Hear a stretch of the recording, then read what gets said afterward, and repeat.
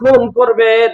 রাসূলুল্লাহর হাদিস রয়েছে, রাসূলুল্লাহ বলছেন ওমান দাআ বিদাওয়াল জাহিলিয়াত, যেই ব্যক্তি ইসলামকে বাদ দিয়ে জাহেলিয়াতের দিকে, মূর্খতার দিকে মানুষকে আহ্বান করবে আর বলবে আমাদের সাথে আসো, ওদিকে হুজুররা ডাকে ডাকুক, সমস্যা নেই, ওদিকে গেলে বিপদ আছে, মুসিবত আছে, সমস্যা হবে, তুমি বসবাস করতে পারবে না, আমার সাথে আসো, এইরকম জাহিলিয়াতের দিকে মানুষকে যখন আহ্বান করবে, আল্লাহ রাসূল সাল্লাল্লাহু আলাইহি ওয়াসাল্লাম বলছেন ফাহুয়া মিন জুসাই জাহান্নাম, ওই ব্যক্তি হবে জাহান্নামী। এটাই শেষ করেন নাই, রাসূলুল্লাহ যখন এই কথা বলছেন, সাহাবা আজমাইন বসা ছিলেন, রাসূলুল্লাহকে প্রশ্ন করলেন, ইয়া রাসূলুল্লাহ, ইয়া হাবিবাল্লাহ, সে জাহেলিয়াতের দিকে ডাকে, অথচ সে যদি নামাজ পড়ে। রাসূল বলছেন, ওই ব্যক্তি যদি নামাজ পড়ে, ওয়াইন সামা ও সাল্লা ওয়া জাআমা আন্নাহু মুসলিম, ওই ব্যক্তি যদি নামাজ পড়ে এবং রোজা করে, আরো মুসলমান বলেও যদি তোমাদের মধ্যে বলে আমি একজন মুসলমান, আমার সাথে আসো, আলেম ওলামারা যা বলে বলুক, এইরকম জাহিলিয়াতের দিকে ডাকতে থাকে এবং নামাজও পড়ে, রোজাও করে, মুসলমান বলে দাবি করে, তারপরেও রাসূলুল্লাহ বলছেন ওই ব্যক্তি জাহান্নামী হবে। তাহলে আল্লাহর কিতাব দিয়ে যারা মানুষকে ডাকতেছে, যাওয়ার দরকার কোথায় বলেন তো? কোরআনের পক্ষে, আলেমদের পক্ষে, না যারা দুনিয়ামুখী, দুনিয়ার দিকে ডাকতেছে তাদের পক্ষে বলেন তো? আল্লাহ তাআলা এই জন্য বলছেন যে আনি'বুদুল্লাহ, তোমরা আল্লাহর ইবাদত করো, ওয়াজতানিবুত তাগুত, তাগুতের অনুসরণ থেকে দূরে থাকো।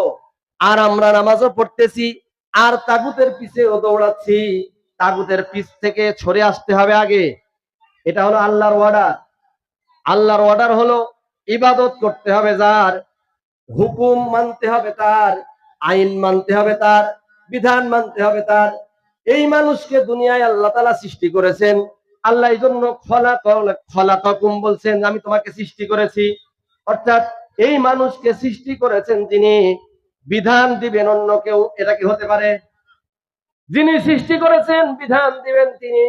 এই জন্য আল্লাহ তাআলা বলছেন আমি সৃষ্টি করে তোমাকে বিধান দিয়েছি, আমি সৃষ্টি করে তোমাকে ছেড়ে দেইনি, আমি আমার রাস্তাটাকেও সুন্দর করে তোমার সামনে উপস্থিত করে দিয়েছি। আল্লাহ তাআলা বলছেন ওয়া আলাল্লাহি ফাসদুস সাবিলি ওয়া মিনহা জাইর ওয়ালাউ শাআ লাহাদাকুম আজমাইন। আল্লাহ বলছেন হে বান্দা, দুনিয়ার মধ্যে তোমাকে ছেড়ে দিয়েছি অসংখ্য রাস্তার মধ্যে, যে অসংখ্য রাস্তার মধ্যে থেকে সঠিক রাস্তাটা আমি আল্লাহ তাআলা তোমাদেরকে বলে দেখিয়ে দিয়েছি। এখন যিনি সৃষ্টি করেছেন, বিধান চলবে কার বলেন তো? আল্লাহর। সেই আল্লাহর বিধান বাদ দিয়ে অন্য কারোর বিধান মানা যাবে?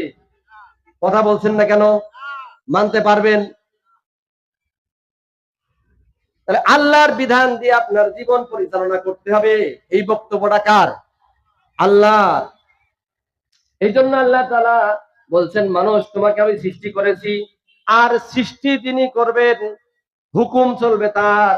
আল্লাহ তাআলা কোরআনের মধ্যে বলছেন ইনিল হুকমু আলা লাহুল খালকু ওয়াল আমর, সৃষ্টি যার, আইন চলবে তার, বিধান চলবে তার। এখন আমরা মোবাইল ইউজ করি, এই যে মাইক ইউজ করতেছি, মোবাইল ব্যবহার করি, কম্পিউটার ব্যবহার করে থাকি, এই মোবাইল দিয়ে যদি আমরা একটু বোঝার চেষ্টা করি, এই মোবাইলটা যেই কোম্পানি তৈরি করেছে, ওই কোম্পানি বলে দিয়েছে এখানে টিপ দিলে কাটবে আর এখানে টিপ দিলে রিং ঢুকবে। এখন আমি চিন্তা করলাম আমার টাকা দিয়ে আমি মোবাইল ক্রয় করেছি, সুতরাং আমার ইচ্ছা মতো আমার মোবাইলটা চালাবো, চলবে বলেন তো? যেখানে টিপ দিয়ে কল দেওয়ার কথা সেখানে টিপ দিলাম, কল যাবে, আর যেখানে কাটার কথা সেখানে টিপ দিলেই লাল বাটনে কেটে যাবে। এখন নাম্বার ওঠানোর পরে যদি লাল বাটন টিপ দেই, কল নিশ্চয় যাবে? কল যাবে না। কারণ হলো ওই মোবাইলটা যিনি তৈরি করেছেন, মোবাইলের সঙ্গে একটা বিধান পত্র দিয়েছেন, বই দিয়ে দিয়েছেন, ক্যাটালগ দিয়ে দিয়েছেন। ওই ক্যাটালগ অনুযায়ী আপনাকে মোবাইলটা চালাতে হবে। যদি আপনি সেই ক্যাটালগের হুকুম না মেনে মোবাইলটা চালাতে যান, তাহলে ওই মোবাইলটা নষ্ট হবে। ঠিক আল্লাহ তাআলা মানুষকে সৃষ্টি করেছেন আর ডাক দিয়ে বলছেন আনি ইবাদুল্লাহ, আমার ইবাদত করবা, কারণ সৃষ্টি করেছি আমি। আর আমার সৃষ্টি আমার ইবাদত করে আমার হুকুম মতোই তোমার জীবনটা পরিচালনা করবে। তোমার জীবন তোমার ইচ্ছা মতো পরিচালনা করতে পারবা না। এরপরে আল্লাহ তাআলা বলছেন ওয়াজতানিবুত তাগুত, খবরদার কখনোই তোমরা তাগুতের অনুসরণ করবা না। তোমার জীবনে নামাজ পড়েছো, রোজা করেছো, হজ করেছো, যাকাত দিয়েছো, আর তাগুতকে অনুসরণ করেছো। এই রকম করে ইবাদত বন্দেগী যদি করে থাকি আর এই রকম করে সমাজে যদি চলি, তাহলে এই চলার মধ্য দিয়ে আমরা যদি আশা করি আল্লাহ তোমার জান্নাত পাবো, পাওয়া যাবে? পাওয়া যাবে না। এই জন্য আপনার জীবনের সকল হুকুম আল্লাহর হুকুম মোতাবেক, আল্লাহর বিধান মোতাবেক আপনার জীবনটা করতে হবে, যে আল্লাহ তাআলা আপনাকে সৃষ্টি করেছেন। এরপরে আল্লাহ তাআলা বলছেন ফামিনহুম মান হাদাল্লাহ, এরপরে তাদের মধ্য থেকে কাউকে সৎ পথে পরিচালনা করবেন আল্লাহ। এই মানুষ যত আছে দুনিয়ার মধ্যে, হেদায়েত দেওয়ার মালিক বলেন তো কে? আল্লাহ ছাড়া কাউকে হেদায়েত দেওয়ার ক্ষমতা কারোর আছে? রাসূলুল্লাহর আছে মনে হয়? নেই। দুনিয়ার কোন মানুষকে আল্লাহ হেদায়েতের দায়িত্ব দেন নাই। যদি নবী রাসূলদের এই দায়িত্ব দেওয়া হতো, মুহাম্মদ সাল্লাল্লাহু আলাইহি সাল্লাম তার চাচাকে হেদায়েত করাইতে পারতেন? তার চাচা ছিল আবু তালেব। আবু তালেব ইসলাম গ্রহণ করতে পারেন নাই, কিন্তু রাসূলের প্রতি চূড়ান্ত মহব্বত তার অন্তরে ছিল, রাসূলের জন্য ভালোবাসা ছিল। এটা থাকার পরেও রাসূল তার জন্য হেদায়েত করাইতে পারেন নাই, কিন্তু হেদায়েতের জন্য রাসূল দোয়া করেছিলেন, আল্লাহ তাআলা সেটা কবুল করেন নাই। তার মানে এক কথায় বোঝা গেল যে আল্লাহ তাআলা হেদায়েতের মূল মালিক। যাকে আল্লাহ হেদায়েত দিবেন সেই ইসলামের পক্ষে আসতে পারবে, আর যাকে হেদায়েত দিবেন না, মিনহুম মান হাক্কাত আলাইহি দালালা, যেই ব্যক্তি হেদায়েত প্রাপ্ত হবে এটা আল্লাহ দিবেন হেদায়েত। আর যাকে ইচ্ছা আল্লাহ তাআলা হেদায়েত থেকে গুমরাহির দিকে, দলাল আর পথভ্রষ্টর দিকে মানুষকে দিতে পারেন। এই ক্ষমতা একমাত্র কার বলেন তো? আল্লাহ। আল্লাহ ছাড়া এই ক্ষমতা দুনিয়ার কোনো মানুষের দেন নাই। আল্লাহ এই জন্য বলছেন, হে মানব মণ্ডলী তোমরা শোনো, হেদায়েত আমি যাকে ইচ্ছা তাকে দেই, হেদায়েত যাকে ইচ্ছা হয়নি তাকে দেইনি। এই জন্য হেদায়েত প্রাপ্ত হওয়ার জন্য সর্বপ্রথম আপনাকে চেষ্টা করতে হবে। এরপরে আল্লাহ তাআলা বলছেন ফাসিরু ফিল আরদি ফানজুর কাইফা কানা আকিবাতুল মুকাজ্জিবিন। আল্লাহ তাআলা বলছেন তোমরা আমার জমিন ভ্রমণ করো। আল্লাহ তাআলা ইবাদত করার কথা বললেন, হেদায়েতের কথা বললেন এই আয়াতের মধ্যে। এরপরে বলছেন আমার জমিনটা ভ্রমণ করো। এটা কেন করতে বললেন? এই জমিন ভ্রমণ করার কথা এই জন্য বলা হয়েছে, এই মানুষ দুনিয়া ভ্রমণ করবে আর দেখবে